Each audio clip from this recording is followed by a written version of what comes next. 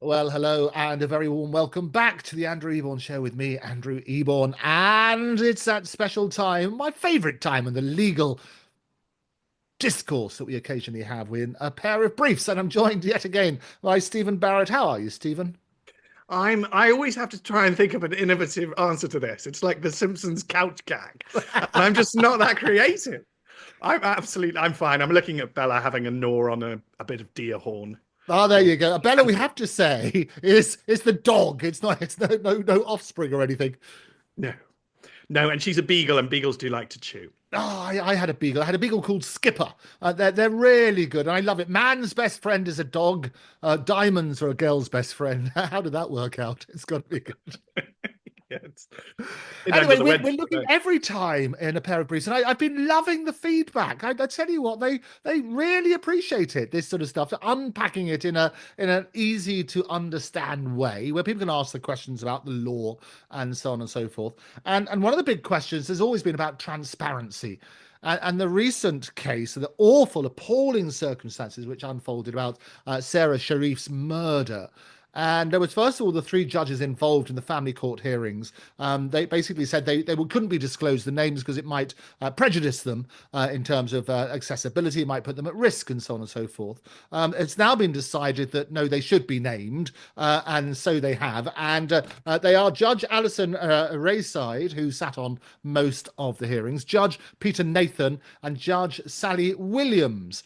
And the background to this, I mean, awful, awful case, which we've heard more and more about, is that Sarah Sharif was murdered by her father, Irfan Sharif, and stepmother, Binash Batul, in Woking, Surrey, in 2023. And they were subsequently jailed for life. What was flagged up is that she came to their attention, Sarah came to their attention several times with the authorities, and the wrong course of action was taken. She wasn't put into care or anything else. She was sent back to her parents, who continued the appalling abuse. And the question then is, to what extent are the judges involved liable? Now, the general principle, and we can dig deeper into this and the rationale behind it, the general principle is that the judges don't have liability. They have a sort of impunity for the judgments that they make. Talk us through the history of that. So that is, I think, quite a prudent constitutional mechanism. Barristers too used to have immunity from liability, and they took it away from us. And I mean, it's led to a lot more anxiety amongst people like me. I'm not sure it's necessarily improved the profession. The one thing that listeners and viewers who might want barristers to be liable in negligence can take some comfort in is that we have a specialist insurance company that insures us, and our premiums are ridiculously low because we hardly ever get sued. So barristers in this country genuinely do hardly ever get sued because 99.9% of them are don't make mistakes and are terrified of doing it. But the principle that judges should be immune for anything done in their courtroom is a constitutional one, to make sure that judges aren't overly scared, don't make bad decisions out of fear or intimidation, and know. So imagine a very rich person who'd be able to sue the judge viciously can't do that. That we do need to talk about malicious use of the courts, and we have to be grown up about that and think about it. It's not as wide as Her Majesty's or His Majesty's. Oh, it's still painful, Andrew. I know. It's not. I always say that, and it is painful, isn't it? We always think. I mean, it was that instant thing about Queen's Counsel that sort of happened instantly. Everybody became King's Counsel within that nanosecond. No, I always think of to Her Majesty's pleasure, detained to Her Majesty's pleasure, and so on and so forth, and everything in Her Majesty's name. And whenever you refer to the Queen, I still think of Elizabeth and not Camilla.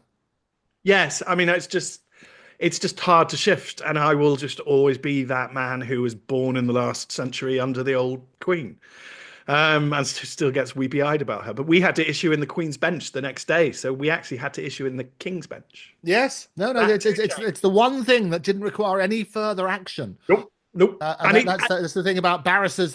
All the Queen's Counsel instantly became King's Counsel, and as you say, the Queen's Bench became the King's Bench, and off you go.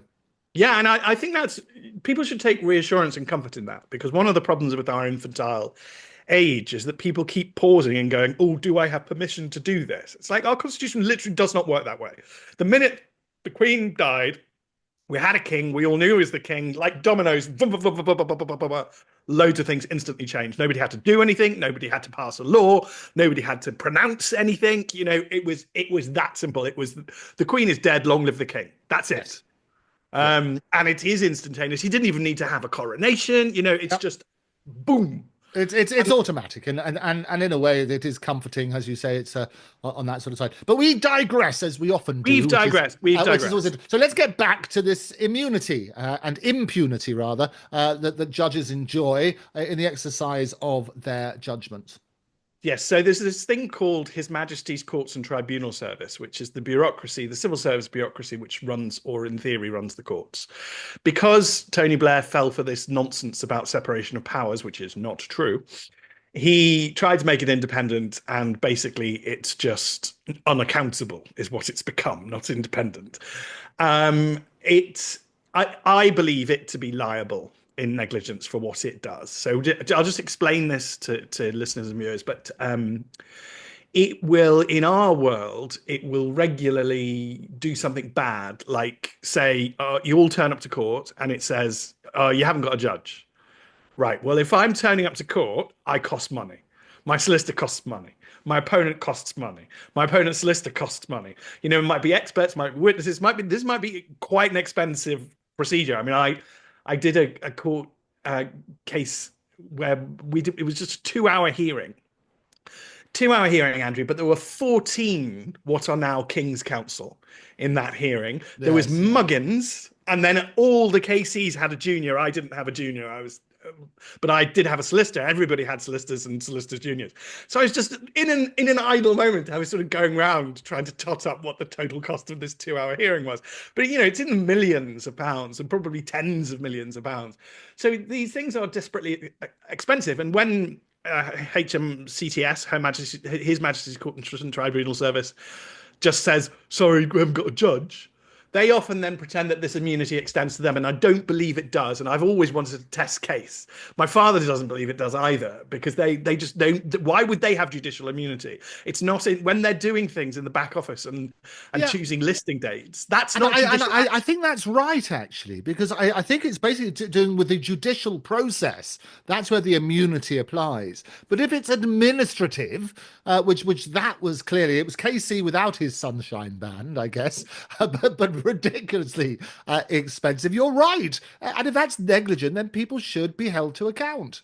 And I've got them to give compensation to a client because it was a sad case, and she was a nice sweet lady, and she was going to be out of pocket. So I literally said to her, "Leave this with me and the solicitor. We'll get them to pay."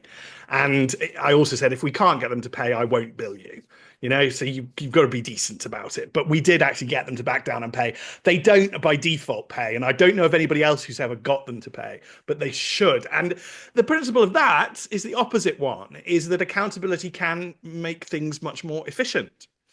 I mean, when I am obsessive about my law, is it because I've been liable in negligence for 21 years or 22 years? When I look at a lawyer who I consider sloppy, and obviously I wouldn't name anybody, is it because they're unlikely to get sued? Is the risk of being sued doesn't make you better at your job? It hasn't in the NHS. So I don't know about this theory, but I do like. I'm not anti-accountability all the time, and I think it's generally a question for all of us to think through when we should have accountability and not have accountability, what the trade-offs are.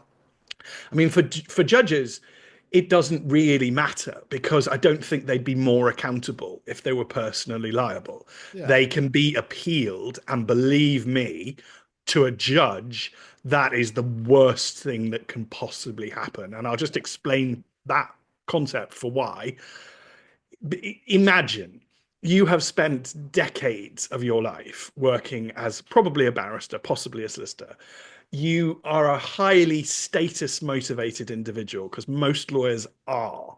And you take yourself very seriously, because you probably never lied, certainly never professionally lied in 30, 40 years of life. You start to see yourself as deeply honorable. You've risen through the heights to be a judge.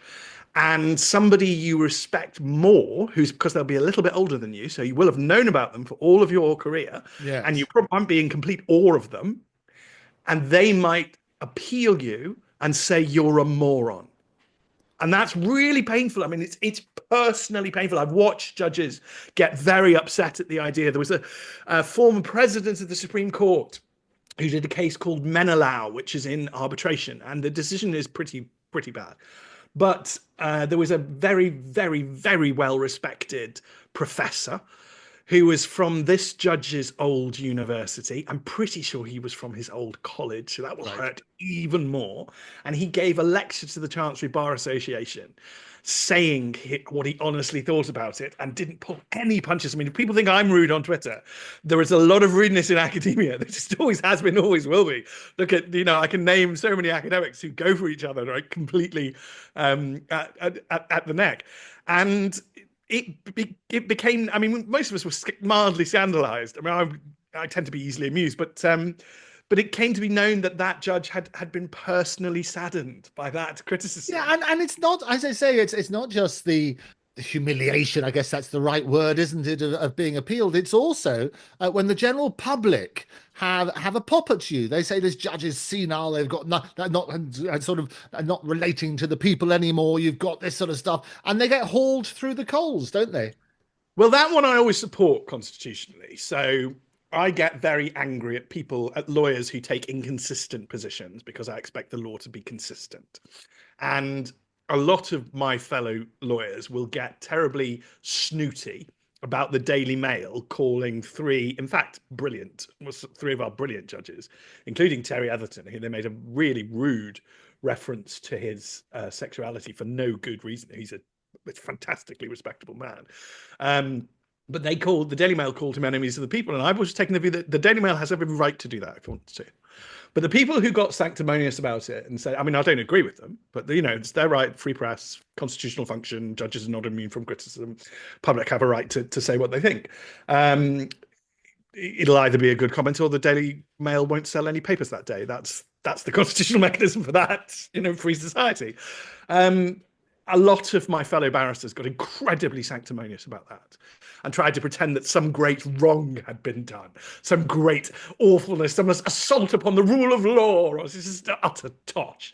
And then a few months later, the London Review of Books did exactly the same thing, but it was by a respected left-wing KC, or now KC, and it was far ruder because it used much more technical language. So it was far more intellectual than the Daily Mail. So I would have been so much more irritated by the London Review of Books, but because it was the London Review of Books, because of who did it, that wasn't a scandal, right? Well, awooga, clacks and sounds. That's an inconsistent position, and I cannot abide inconsistent positions. Either both are wrong or both are allowed. And actually, the correct constitutional answer, Andrew, is that both are allowed. Yeah. So I think it is interesting. And this is why they started televising sentencing in the first instance for the court, is to increase understanding. And I had a lunch with the person who was responsible whilst he was at Sky just a few days ago. Simon Bucks, it was his name. He was at Sky at the time. He then did Forces Television. He's now at Ofcom, interestingly. And he was telling me, he sent me a copy of the letter that he sent at that stage, or Sky sent at that stage, saying all about transparency. And they thought, well, look, we'll start with sentencing. And they were very concerned because of the wall-to-wall media coverage of O.J. Simpson. They thought it would bring everything into disrepute. But starting with the judges' sentencing, we've spoken about this beforehand, it does help not just with that sort of transparency, because justice should not just be done, but seem to be done, but also with understanding, doesn't it? I hope so. I mean, I watched the sentencing of Axel Rudikabana, and I mean, that I think was very useful for the nation.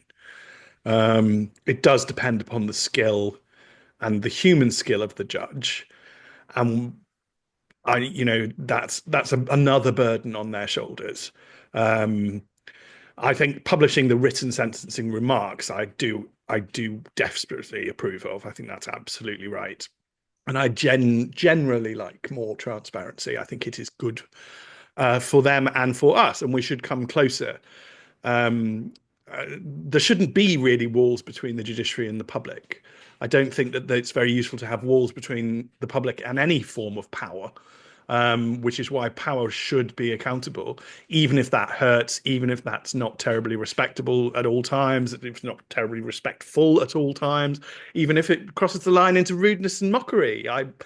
That's absolutely fine. It must never then cross another line, which is into violence and threats of violence. Yeah, well, and that was the point. So whilst they sort of turn around and say, okay, you can publish the sentencing remarks and so on and so forth, and now the family court, so as of last Monday, a week ago, they're now allowing journalists to report from family court matters. They can't mention the families concerned, but they can detail aspects of the case and so on and so forth, with the idea that they can improve the system and transparency on that sort of basis. But going back to your point about risk of harm, if you like, to the judges, Mr. Justice Williams, he made the High Court order originally saying that these three judges concerned in Sara's case basically said there would be a real risk of harm to the judges from a virtual lynch mob.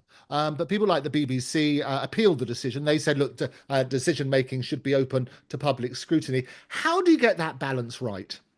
Well, we need to get a more healthy relationship with fear. So there are a number of things to unpack about Mr. Justice Williams. Firstly, I just noticed this when they published the name of the judges, and it's unfortunate and it's almost certainly completely accidental, and in no way a family link. But he shares a surname with one of the three of them, which I think in an older age, given justice needs to be seen to be done, that would have at least worried you. I think a judge, if I was a judge, I'd go, am I the right judge to do this? I know I'm not related to so-and-so, but people might accidentally think I am, and this might accidentally cause the judiciary to not be as well respected as it could be. So I'm slightly surprised he missed that one. And then everything else comes from his, I would say, and it's not him, he's not unique in this, but we have an out of control relationship with fear at the moment. So he said that there would be a reasonable fear of a virtual lynch mob. Right. Okay, let's go absolutely back to basics. Sticks and stones can break my bones, but words can never hurt me. A virtual lynch mob is not a lynch mob. It isn't. And it's not a risk of violence, is it? It's a risk of hurty words online, which is an entirely different process. And having been the victim of virtual lynch mobs in my time, we do have to man up and have a different relationship with them. And I'm afraid we do have a really unhealthy relationship with fear. Because, the best way I think I'm going to start illustrating this is that there is a tiny chance every time I step outside my front door that a tiny little asteroid, they strike the planet every now and again in random places, will strike exactly on the as I step outside my front door and go through my head and kill me. There is a tiny chance of doing that. And that tiny chance, that risk, is what we mean by reasonable risk, and what we mean by, dealing with Bella as being a very naughty dog. Bella? Where is Bella? Bring Bella up. Let's have a look at Bella. Will she come in and make her TV debut? Bella? Andrew Eborn. Bella, come on. Come here. Very obedient. Here we are. Here's Bella. Let's have a look at Bella. Glorious. Wonderful. How old is Bella? She's 3.5. They're wonderful beagles, aren't they? How long do they live for? They're not as long as some of the much smaller dogs. No, I'm working on the basis of 9 or 10. Yes. No, Matt, please. Bella got Matt. She likes to go to the chair. No, I understand. There's a comfy chair in the library and she likes to go there. Good. Not allowed to, but that's what she does. Yeah. Sorry about that. But no, it's much better. I always remember what I love about these Zoom things, and people made the big mistake of forgetting that life doesn't really happen. And some of the most glorious moments, you remember somebody that was a correspondent and their little child came in, I think on a wheeler, and the nurse or the nanny or the or maybe even the mother came in running, tried to hide from the camera, and everybody could see what was going on. It was one of the most highlighted moments in this sort of lockdown and Zoom calls. Is that you've got to embrace the moment, don't you? Yes, and that's what I mean, really. That illustrates the point about a healthy relationship with fear. Yes. It was the mum who did that. We were all watching, well, most of us were watching the BBC at the time. Most of us quite happy to see a little child be naughty and do things because, it's joyful. What was the risk that was being mitigated? What was why are we so worried about this? And so often in life, I seem to infuriate fellow lawyers because they have a much lower appetite to risk than I have. And I Yes. don't really understand why they've got such a ridiculously low appetite to risk. But lawyers do seem to be, in particular, highly, highly risk averse. So that the most common allegation they make against me is that I've misled the public. And Yeah. it's like, okay, even if I haven't, so calm down. And I certainly would never do it deliberately. So again, please be polite. But if I have, what's the worst thing that happens? Somebody for a little while believes something about the law which may or may not be true, and then they'll get corrected.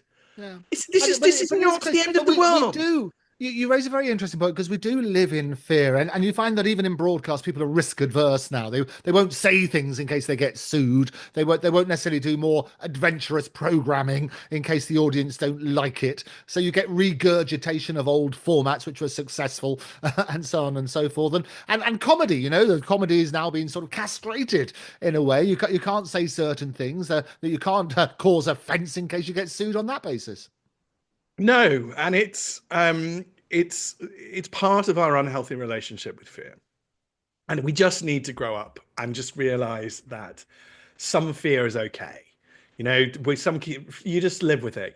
I mean, I don't drive probably because I have an unhealthy relationship with fear. But if you drive, you are risking cars can kill and accidents do happen. So I think Yes. we need to have a better relationship with Oh, fear. I think life is dangerous. I get it. I think you've got to work on that base. But it's an interesting point, and I haven't heard somebody say this. Mr. Justice Williams, having the same surname as Judge Sally Williams, it may or may not have been a factor. But Sir Geoffrey Voss, in his wisdom, master of the rolls, he found in favour of the media, saying the whole idea of anonymising the judge was, I have to say, misguided. yes, I think they've got immunity from suit, which just for listeners and viewers, that's that thing where they can't be sued personally. That is enough. Okay, they don't get anonymity too, and I have to say, I can be quite a scathing critic of the family division. I actually get on with a number of family lawyers because I'm quite a scathing critic of the family division, and they are too. So I got invited to write in a family law academic journal to be rude about a family law judge who had made an idiotic decision, which was unlawful in international law, and it was incorporated into national law, Andrew. So it was really just bad. Yes. But anonymity has not helped the family division. So I'm glad that that, and I don't think anonymity helps judges. It will just put a barrier between them. There's an example I want to raise, which is that the Victorians knew, and I'm very Victorian of mind, and the Romans knew, and Augustus knew. Do you know you can go visit the house of Augustus, the Emperor Augustus, and it's a tiny little house, Yes. and it's not surrounded by massive gates and walls and fortresses. And everybody knew where he lived, and that is a big political statement. And what the Victorians could have done, they could have had all this nonsense of the American style or South Africa style gated communities and big iron gates and guard towers and to keep them away from the public and all the rest of it. But no, they just lived in London, cheek by jowl, and you all mix up. The other great leveler that the Victorians had, which the Romans would have had, is shared religious experience. So it didn't matter how poor you were or how rich you were probably going to the same church. And certainly in a small village or town, everybody's going to the same one place on a Sunday, and the Lord of the Manor will be there, and Joe the peasant will be there. He just that's what happens, and that's a nice mixing, and it leads to a far more stable, healthier, less violent society. Whereas when the rich start hiding away and going into gated communities, that should be a warning flag that actually bad things might be about to happen. Yeah. When the French So court, we've got the transparency about who the yeah, judges were. We dealt with the fear, there's online abuse. I mean, there are other risks, and people in the public eye have been attacked physically.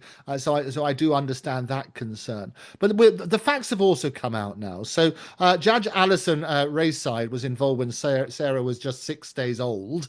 She oversaw the hearings from 2013 through until 2019, including approving Sarah living with her father and stepmother in July 2019. And judges Nathan and Williams had more limited involvement, with Nathan handling an emergency hearing in 2014 and Williams making an interim care order in 2015. The question a lot of people are going to ask is, look, to what extent bad decisions were made? It would seem that bad decisions were made to send Sarah back to her parents and the appalling circumstances, the appalling abuse that she received. Why shouldn't the judges be held responsible?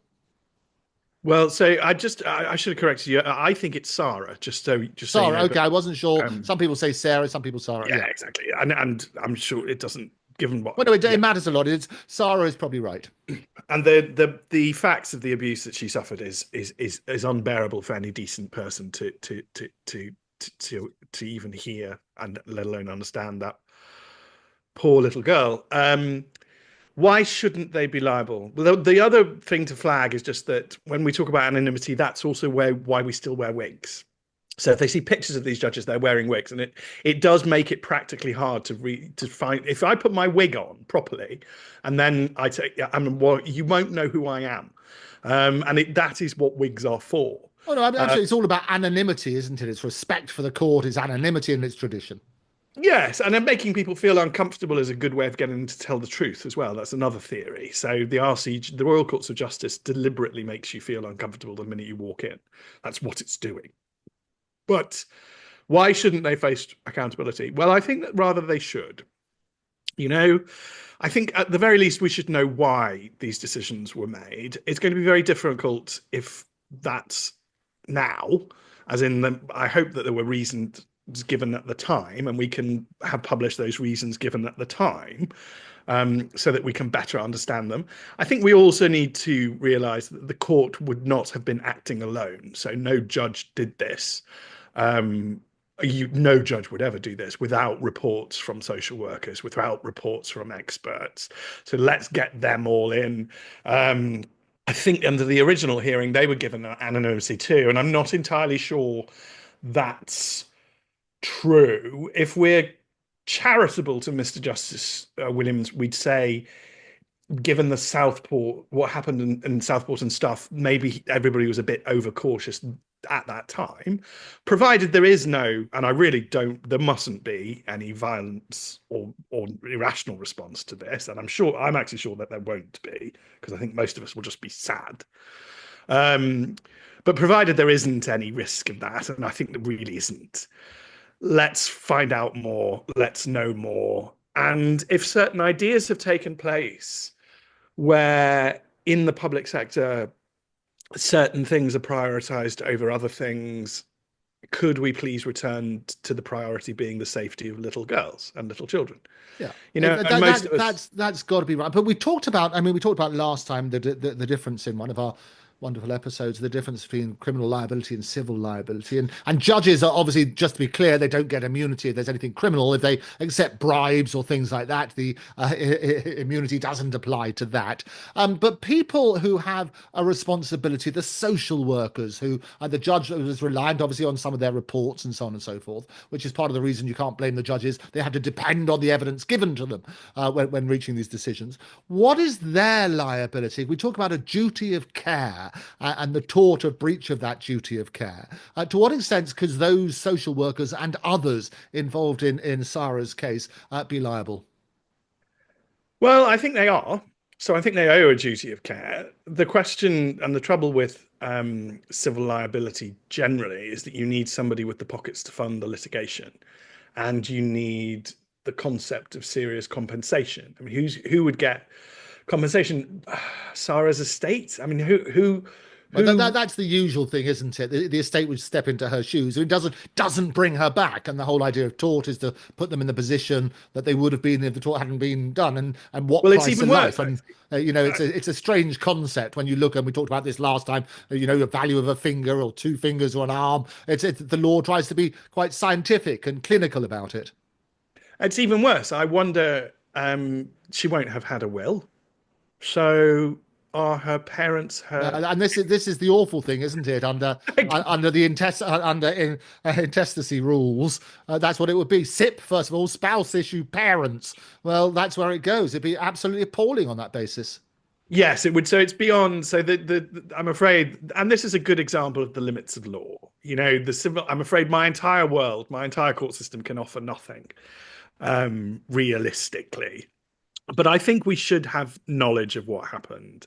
I think it would be good.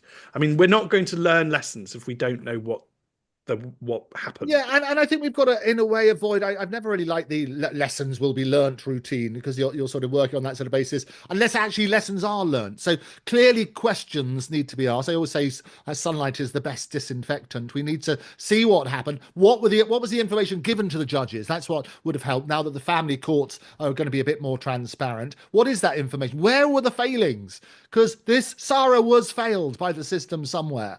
And what we need to do at the very least is ensure that that doesn't happen again. So just looking at that, though, the social workers, just to be clear, the judges have impunity. They've been named now and so on and so forth. Unless there's criminality and so on and so forth, judges have that impunity and so that they can make their decisions freely. That's the whole idea.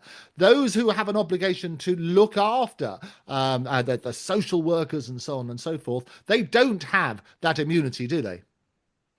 No, no, and they don't. And we need to find out, or somebody needs to find out. I mean, it doesn't necessarily always need to be public, but somebody needs to find out. Somebody needs to inquire because we don't want this to happen again. Yeah. And if the state is failing consistently, we need to find out why and how we fix it. Because just the simple priority, Andrew, is that we must return to protecting children. Yeah, That's it. absolutely. We need to make sure that the wrong decision, basically to send her back to her parents, that was one of the worst examples, rather than putting her into care again and so on and so forth. That was clearly based on some report. And the judges, I say people always blame the judges because they made the order, but they would have had evidence from the social workers and various others because that's how the family courts work, isn't it? They're not working in a vacuum. They would have got reports and recommendations. And they probably would have thought, well, safety of the child first. But this, based on the reports that they were given, that's how the judge made their decision.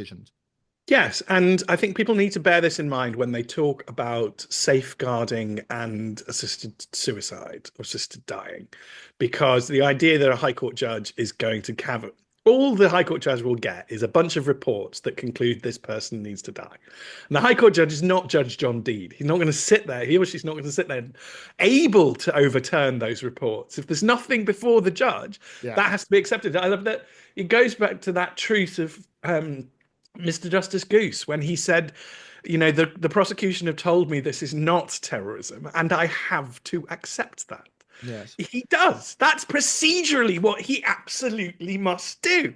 Yeah. And therefore, their judges are just not this eternal guardian. They're not Jedi. Okay? Yeah. They're not. So this awful case needs, if we're going to stop it happening again, Yeah. we do actually need to find out what went wrong. Yeah, and I think that's right. So, and the final question then, there has been clearly a failing. We've got to work out where that failing is. I would suggest it's not the judges at fault, but rather the system that presented the evidence to the judges, because they would base it on that. Those reports clearly were defective because Sara was let down horrendously by the system. Should those who made that mistake be punished? Yes. I mean, that's basic, isn't it? Otherwise, how are you ever going to get a good system? And there's another concept that we need to pull out of this, particularly in the notion of family law, because it's become very fashionable to want to know what the child thinks. Well, one of the most heartbreaking thing about Sara's case is that Sara often blamed herself and still wanted her dad to love her. Yeah, awful, That awful testimony. I've seen that she felt it was her fault, and there was notes saying, "I'm sorry for being a bad girl. I'll try to be a good girl." Words to that effect was awful. Yeah, and so can we just get it through our thick skulls that we can't just ask the children and then do what children say because they're children, And we do need to be adults, and I worry that that's gone out of fashion. Yeah, no, And I you're worry absolutely right. that And just finally, then, judges, when they say, look, judges being accountable, we talked about they've got basically their immunities; they can't be sued as such. But having the appeal, having being at this public scrutiny is quite damning in itself. But judges can also be reprimanded and being taken off the bench. Just very briefly, tell us what those circumstances are. nobody really knows now. We now have the Office of Judicial Conduct, which is groping its way through our brave new world. When in the old days, the Lord Chancellor did it. And that was a much better system and it worked better. When Tony Blair got rid of the Lord Chancellor, literally the surviving judges were like, is it is it me? Is it you? At the moment, the Master of the Rolls, who was the one who overturned anonymity in this case, has taken a large and practical role simply because he seems to enjoy it. And it depends whether the other office, just to explain, is the Lord Chief Justice. In theory, the president of the Supreme Court could stick their oar in and say, "Look, I want to talk about this," but it's all a bit confused. I would go back to a Lord Chancellor, and that is the best way to discipline and control judges. The actual best way to discipline and control judges is fear of embarrassment, because fear of embarrassment is much more terrifying for barristers and judges than anything else. It Yes. really is. It motivates them beyond anything. Um, and that's great. We know what motivates them. We'll design a system to get good outcomes.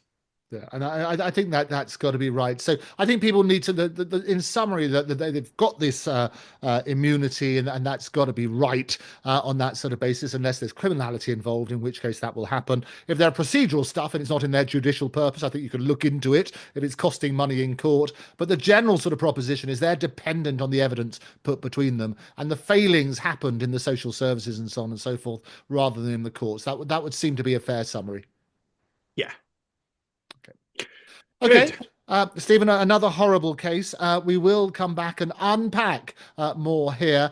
You can find me at Andrew Eborn at Octopus TV. Do subscribe on YouTube and Substack. Now I'm Substack as well. Stephen's also on Substack and doing brilliantly well.